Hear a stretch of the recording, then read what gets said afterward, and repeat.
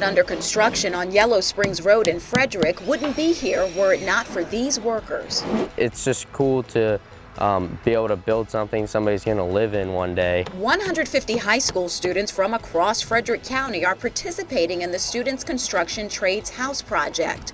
All take classes at the county's Career and Technology Center. Mechanical students out here installing electrical, HVAC systems. We have our carpentry students installing the insulation on the outside. You're looking at a view of the backyard from what will eventually be a kitchen window. And once this room is complete, it will hold cabinets created by high school woodworking students. I really enjoy making things with my hands. Just being out here and really getting the chance to do this, it's like amazing. Go ahead and throw up on the leg. The students designed the house and broke ground last fall. When the dwelling is complete by next fall, 80% of the work will have been done by them. Experience that prepares these young people for paid construction jobs. There's a 100% placement rate for these kids that graduate from here. 17-year-old Amanda Farmer is studying landscaping. We're going to seed the back lawn, overseeing the existing grass. We're going to put in a patio. Once the home is sold, the proceeds will fund the next student house project. In Frederick, Kelly Lynn, ABC 7 News. We're doing combat patrols pretty much every day. Right out of high school, Eli Tice joined the Marines. IEDs were really prevalent, and 2010 was one of the bloodiest years in Afghanistan. May 24th of that year, his life changed in an instant. I stepped on an improvised explosive device. It resulted in amputation of my right leg, my right thumb, and some other shrapnel injuries. 2 years of rehab, and he was left wondering what he was going to do with his life, battling PTSD and depression.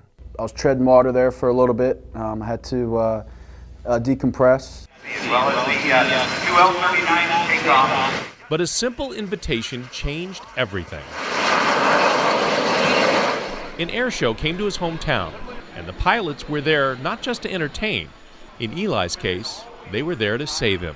He was maybe a month out of Walter Reed when I met him. Pat Marsh owns the jet, flies it, and uses it to recruit wounded veterans. His charity, Warrior Flight, aims to steer veterans towards a life of flying. I just figured that, these cool guys got a cool airplane, want to take a wounded Marine out for a ride, and it was awesome. But it was a lot more than that. Warrior Flight has a few pilots and planes and a whole bunch of volunteers.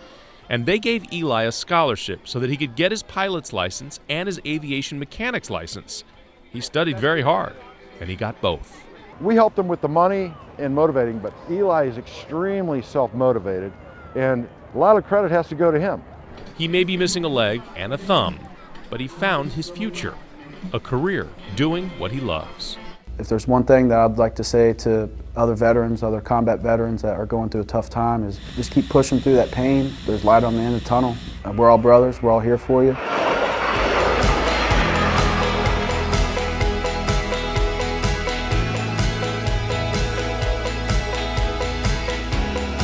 Creative has worked for decades on education programs in Nigeria.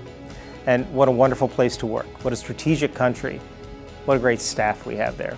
But among the highlights of working in Nigeria has been our work with OTI. Working in these political moments of opportunity, windows of opportunity where we can make great change has been exciting and intellectually challenging. I remember personally visiting in Maiduguri and attending the graduation of a Widows of Fallen Police Officers organization. And we were the first customer of some tailors who'd gotten training. And I brought those dresses back here to Washington to share with the staff. But more important than our fun memories is the lasting impact we left behind. We did it right at the moment when it was needed, and we got it right to the people who most needed it. I want to recognize our partnership with OTI over the past 7 years. It's been a great relationship. Their leadership, their intense involvement in the program, and their support and guidance has been critical to the success of this program. All this came together as the program is winding down, and yet there's a legacy program now that USAID mission has picked up, the Northeast Connection, and we would not be there if not for the great work that had been done in the Northeast in prior years. Thank you all. You've done a great job. Love you. Proud of you. Thank you.